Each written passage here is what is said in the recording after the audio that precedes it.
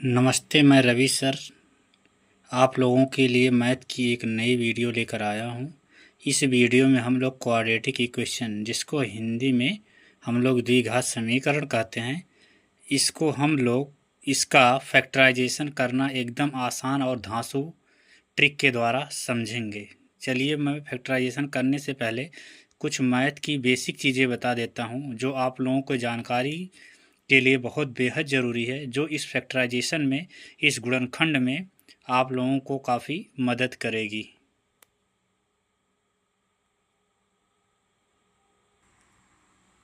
मैं बेसिक चीज़ें बताता हूँ, वो बेसिक चीज़ें हैं क्या।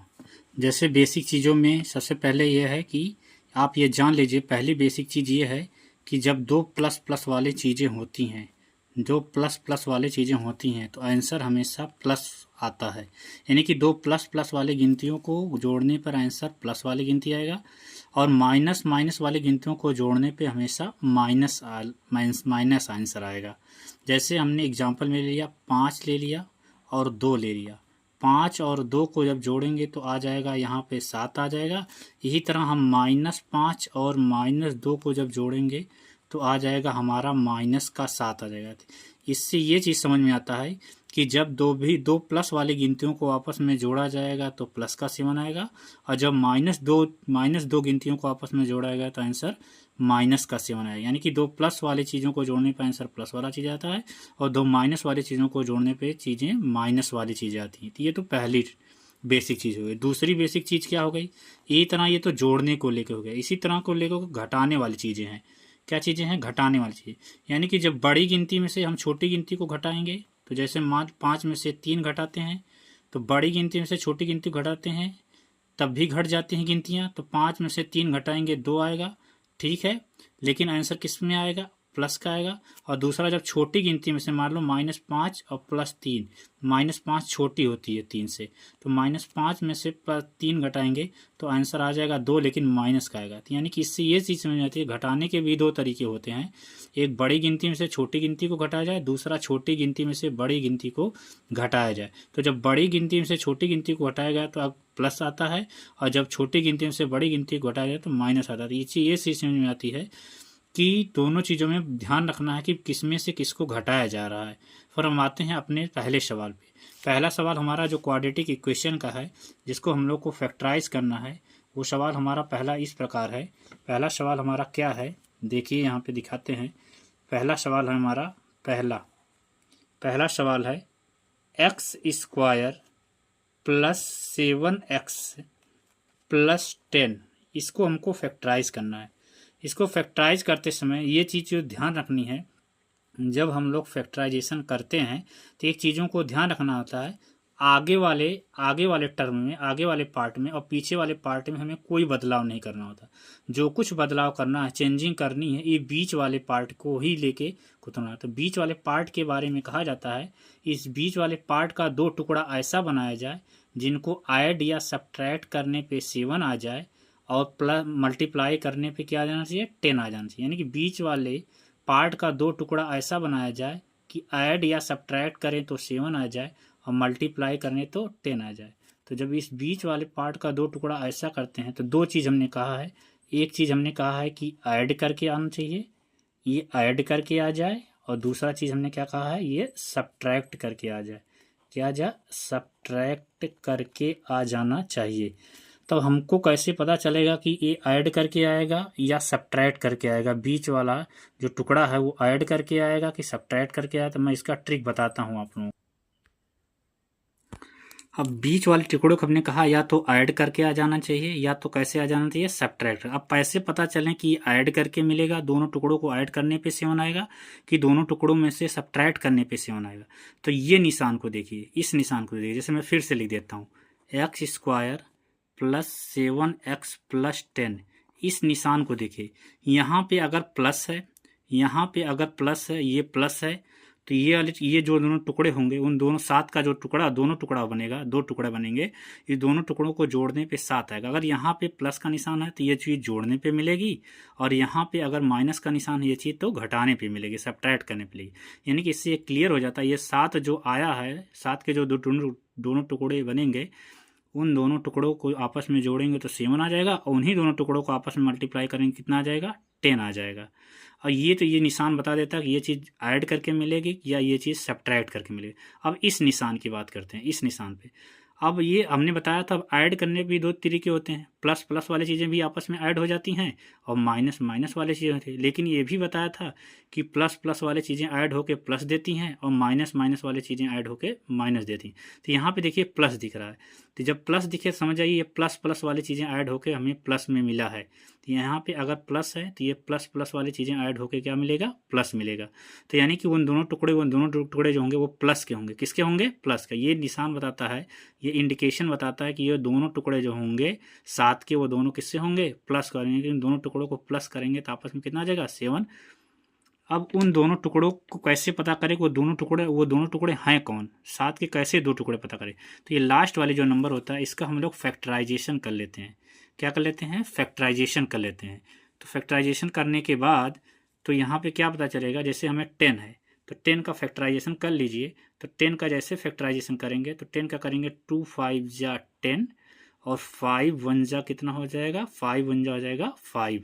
तो देखिए यहाँ पे दो टुकड़े बन गए, 5 और 2 बन गया। तो ये चीज़ बता रहा है ऐड करके मिलेगा, तो इन दोनों को ऐड करिए, 5 और 2 ऐड करेंगे तो 7 हो जाएगा, और 5 और 2 का मल्टीप्लाई करेंगे तो 10 हो जाएगा। यानी कि दोनों टुकड़े हमें पता चल गए, ये दोनों टुकड़े आप अब देखना है। अब यहाँ पे इसको ऐसे लिखते हैं एक्स स्क्वायर। अब उन्हें बता, ये निशान बता रहा था दोनों टुकड़ों को प्लस निशान के साथ लिखना है, तो लिख लीजिए, हो जाएगा प्लस का क्या हो जाएगा 5x हो जाएगा, और क्या हो जाएगा, प्लस का कितना x हो जाएगा 2x हो जाएगा, और इधर प्लस का कितना दिया हुआ 10 दिया हुआ। अब यहाँ पे आते हैं आगे, हम आते हैं आगे चलते हैं। इतना कर लेने के बाद आप लोगों को करना क्या है, इतना कर लेने के बाद आप लोगों को करना है इसमें से कॉमन चुनना है। तो इन दोनों में से क्या कॉमन होगा, कॉमन वही होता है जो दोनों में पाया जाए, कॉमन वही होता है जो दोनों में पाया जाए। दोनों में क्या दिख रहा है, देखिए यहाँ पे भी x दिख रहा है, यहाँ पे दिख रहा है x, तो x दोनों में दिख रहा है, तो x को हम लोग बाहर कर लेते हैं, कॉमन कर लेते हैं।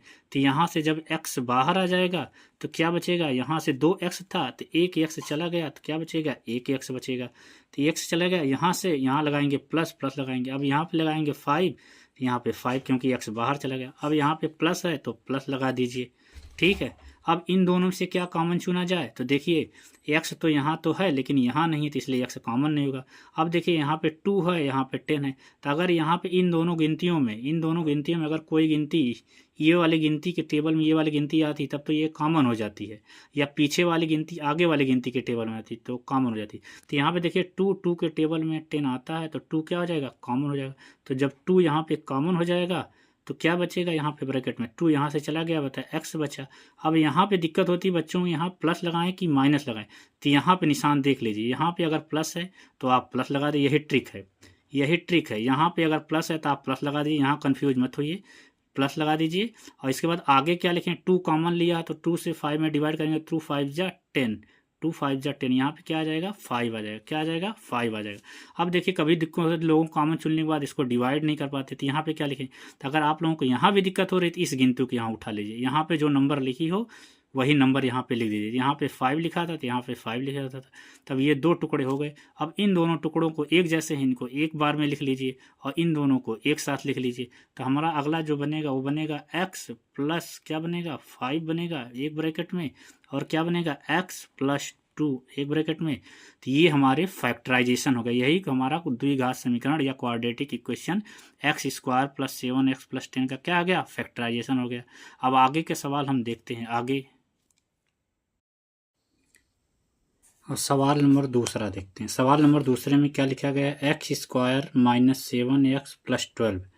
अब इसको हमको फैक्टराइज करना है, इसका गुणनखंड करना है। तो हमने कहा था किसके बारे में जानकारी हमें लेनी होती है, बीच वाले टुकड़े में, यानी कि बीच वाले टुकड़े का 2 हिस्सा ऐड या सब्ट्रैक्ट किया जाए तो कितना जाना चाहिए 7, और मल्टीप्लाई करने पे कितना आना चाहिए 12 आना चाहिए। अब कैसे पता करें, हमने ये बताया था, ये निशान बताता है कि ये चीज़ ऐड करके मिलेगी कि ये चीज़ सब्ट्रैक्ट करके मिलेगी। अगर यहाँ पे प्लस है तो देखिए यहाँ पे प्लस है, तो प्लस है तो ये चीज़ ऐड करके मिलेगी, यहाँ पे प्लस है तो ये चीज़ कैसे मिलेगी, ऐड करके मिलेगी। और ऐड करने में भी हमने 2 तरीके बताए थे, हमने कहा था प्लस प्लस वाली चीज़ें भी ऐड हो जाती हैं और माइनस माइनस वाली चीज़ें भी ऐड हो जाती हैं। तो अगर प्लस प्लस वाले चीज़ें ऐड होती हैं तो हमें प्लस देती हैं आंसर, और माइनस माइनस वाली चीज़ें ऐड होती हैं तो हमें माइनस देती हैं। तो ये निशान तो बता रहा है कि हमें 7 मिलेगा जो ऐड करके मिलेगा, 7 जो मिलेगा वो ऐड करके मिलेगा। लेकिन कैसा चाहिए ऐड? माइनस वाला चाहिए, यानी कि वो चीज़ें दोनों चीज़ें माइनस वाली, यानी 7 के 2 टुकड़े जो होंगे वो माइनस होंगे। अब उन दोनों टुकड़ों को हम लोग यहाँ पे कर लेते हैं। तो कौन से 2 टुकड़े हैं? ठीक है, तो ये हमारा 2 टुकड़ा कौन कौन सा है? तो जैसे हम फैक्टराइज करके लास्ट वाली गिनती का फैक्टराइजेशन करके सीख लेते हैं। तो लास्ट वाली गिनती का फैक्टराइजेशन क्या क्या बनेगा, यहीं पे हम लोग बगल में कर लेते हैं। तो बगल में कर लेंगे तो यहाँ पे जैसे हमारा 12 है, ये 12 है, ये 12 है, ये 12 है, 12 का फैक्टर करेंगे तो 3 से काटेंगे तो 3 4 जा कितना होता है 12, और 4 1 जा कितना होता है 4 हो जाता है। तो देखिए 2 टुकड़े बन गए। तो दोनों टुकड़े में देखिए एक बना 4 बना, एक बना 3 बना।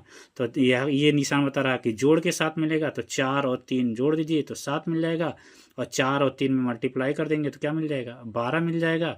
अब ये चीज़ तो पता चलेगी कि जोड़ के मिलेगा 7, लेकिन ये निशान बता रहा है कि दोनों टुकड़ों को किसके साथ रखना है, माइनस के साथ रखना है। दोनों टुकड़ों को किसके साथ रखना है, माइनस के साथ। तो रखिए माइनस के साथ, तो ये हमारा बन जाएगा एक्स स्क्वायर माइनस, एक टुकड़ा कौन सा है 4 है तो माइनस का 4x हो जाएगा, दूसरा टुकड़ा कौन है 3 है तो माइनस का 3x हो जाएगा, और प्लस क्या लिखा हुआ है 12। हमने बताया था आगे पीछे वाले में कोई बदलाव नहीं था, कोई चेंजिंग नहीं होती।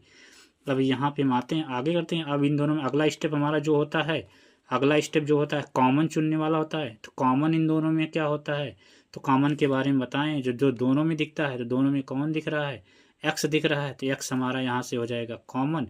तो जब एक्स कॉमन हो जाएगा तो यहाँ से क्या बचेगा, यहाँ से हमारा बचेगा एक्स बचेगा, माइनस यहाँ से एक्स चला गया तो क्या बचेगा 4 बचेगा। अब यहाँ पे माइनस है तो यहाँ पे माइनस लगा दीजिए।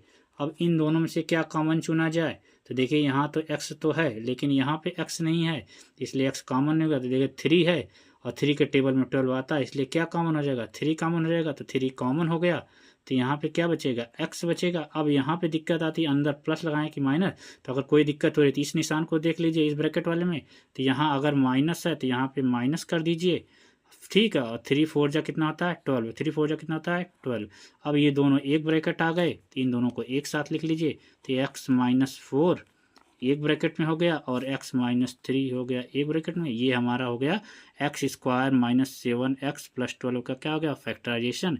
यही तरह और सारी बेसिक ट्रिक के लिए आगे वीडियो में देखते रहिए। नमस्कार, धन्यवाद।